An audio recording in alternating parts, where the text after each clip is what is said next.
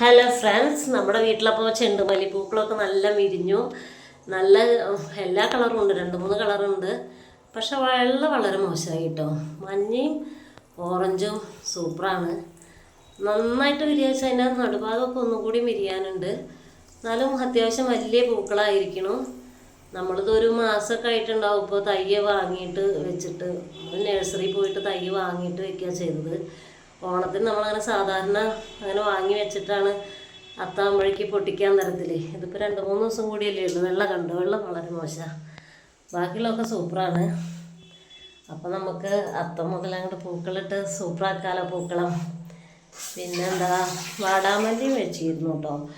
വാടാമല്ലി എല്ലാ ചെടികളും അങ്ങനെ അങ്ങോട്ട് നന്നായി എന്ന് പറയാൻ പറ്റില്ല, എന്നാലും കുഴപ്പമില്ല. ഇതിപ്പോൾ ചെണ്ടുമല്ലിയും ആണ് സൂപ്പറായത്. എന്തായാലും നല്ല ഭംഗിയാണ് കാണാൻ. ഒരുപാട് പൂക്കളുണ്ട്. നമുക്ക് 10 ദിവസം ഇഷ്ടം പോലെ പൂവിടാനുണ്ട്. പിന്നെ മോനാണ് വീഡിയോ പിടിക്കുന്നത്. കണ്ടോ, വാടാമല്ലി അത്ര പൂവൊക്കെ ഇല്ല.